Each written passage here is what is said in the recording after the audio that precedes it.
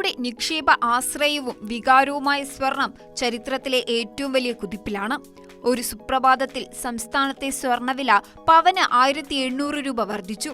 ഇതോടെ ഒരു പവൻ സ്വർണത്തിന്റെ വില 92,600 രൂപ എന്ന റെക്കോർഡ് നിലയിലേക്ക് എത്തിയിരിക്കുന്നു. വെറും 2 ആഴ്ചത്തെ ഇടവേളയ്ക്ക് ശേഷം പവൻ വീണ്ടും 92,000 രൂപ കടന്നത് ഈ മേഖലയിലെ അസ്ഥിരമായ മാറ്റങ്ങളുടെ സൂചനയാണ്.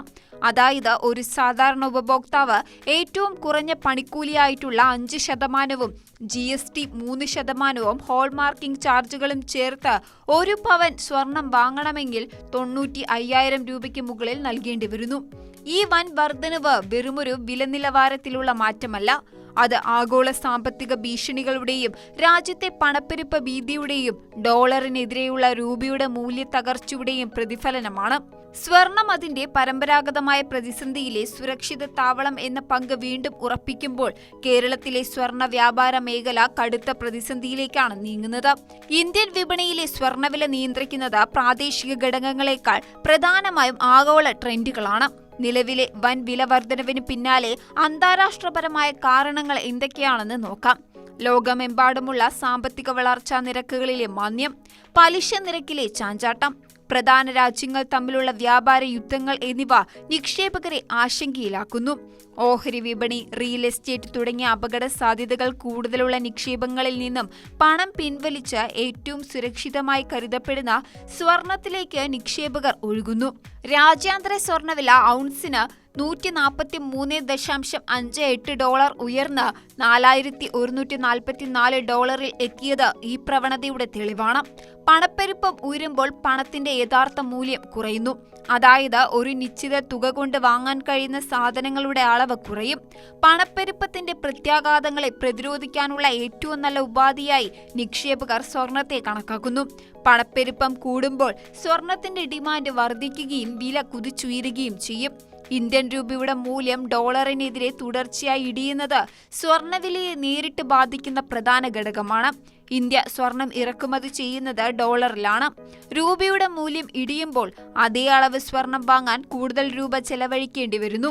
ഇത് ആഭ്യന്തര വിപണിയിൽ സ്വർണത്തിന്റെ വില കൂടാൻ കാരണമാകുന്നു. കേരളീയരെ സംബന്ധിച്ചിടത്തോളം സ്വർണം ഒരു നിക്ഷേപം എന്നതിലുപരി സാമൂഹികവും സാംസ്കാരികവുമായ പ്രാധാന്യമുള്ള ഒന്നാണ്. വിവാഹം പോലുള്ള ചടങ്ങുകൾക്ക് സ്വർണം ഒഴിച്ചുകൂടാനാവാത്തതാണ്. എന്നാൽ നിലവിലെ വിലക്കയറ്റം സാധാരണക്കാരന്റെ സ്വപ്നങ്ങളെ തകർക്കുന്ന അവസ്ഥയിലാണ് എത്തിച്ചിരിക്കുന്നത്. നവംബർ 5 രേഖപ്പെടുത്തിയ 89,080 രൂപയാണ് ഈ മാസത്തെ ഏറ്റവും കുറഞ്ഞ നിരക്ക്. അതിൽ നിന്നും വെറും ദിവസങ്ങൾക്കുള്ളിലാണ് 92,600 രൂപയിലേക്ക് എത്തിയത്.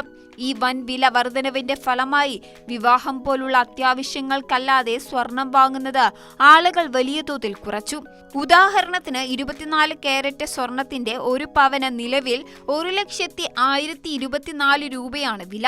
ഒരു പവൻ സ്വർണം വാങ്ങാൻ 1 ലക്ഷം രൂപയ്ക്ക് മുകളിൽ ചെലവാക്കണമെന്നത് ഇടത്തരക്കാരെ സംബന്ധിച്ചിടത്തോളം വലിയൊരു സാമ്പത്തിക ഭാരമാണ്. വിൽപ്പന ഗണ്യമായി ഇടിഞ്ഞതോടെ സംസ്ഥാനത്തെ സ്വർണ്ണ വ്യാപാര മേഖല കടുത്ത പ്രതിസന്ധിയിലാണ്. കച്ചവട സ്ഥാപനങ്ങൾക്ക് പ്രവർത്തന ചെലവ് പോലും കണ്ടെത്താൻ കഴിയാത്ത അവസ്ഥയിലേക്ക് കാര്യങ്ങൾ നീങ്ങുന്നു. ഉത്സവ സീസണുകളിലും വിവാഹ സീസണുകളിലും ലഭിച്ചിരുന്ന കച്ചവടം കുറഞ്ഞത് ഈ മേഖലയിലെ ആയിരക്കണക്കിന് തൊഴിലാളികളുടെ ജീവിതത്തെയും ബാധിക്കുന്നുണ്ട്. സ്വർണം വാങ്ങുന്നത് എപ്പോഴും ഒരു വൈകാരിക തീരുമാനമായിട്ടാണ് നാം കണ്ടിരുന്നത്. എന്നാൽ നിലവിലെ സാഹചര്യത്തിൽ ഇതിനെയൊരു യുക്തിസഹനമായ സാമ്പത്തിക തീരുമാനമായി കാണേണ്ടതുണ്ട്. പലപ്പോഴും സാമ്പത്തിക മാന്ദ്യം ഉണ്ടാകുമ്പോൾ മറ്റു നിക്ഷേപങ്ങൾ, അതായത് ഓഹരികളോ കടപ്പത്രങ്ങളോ തകരുമ്പോൾ സ്വർണത്തിന്റെ മൂല്യം ഉയർന്നു നിൽക്കുകയോ കുറഞ്ഞത് സ്ഥിരതയോടെ തുടരുകയോ ചെയ്യും. ബാങ്കുകളിൽ പണം നിക്ഷേപിച്ചാൽ ലഭിക്കുന്ന പലിശ നിരക്കിനേക്കാൾ എപ്പോഴും ഉയർന്ന റിട്ടേൺ സ്വർണം ദീർഘകാലാടിസ്ഥാനത്തിൽ നൽകുന്നു എന്നതും നിക്ഷേപകരെ ആകർഷിക്കുന്നു. സ്വർണത്തോടൊപ്പം വെള്ളിയുടെ വിലയിലും വലിയ വർധനവാണ് ഉണ്ടായിരിക്കുന്നത്. ഗ്രാമിന് 170 രൂപയും കിലോഗ്രാമിന് 1,70,000 രൂപയുമാണ് ഇന്നത്തെ നിരക്ക്. വ്യാവസായിക ആവശ്യങ്ങൾക്കും ഇലക്ട്രോണിക് മേഖലയിലെ ഡിമാൻഡ് വർധനവിനും പുറമെ സ്വർണം വാങ്ങാൻ കഴിയാത്തവർ വെള്ളിയെ ആശ്രയിക്കുന്നതും വില കൂടാൻ കാരണമാകുന്നു.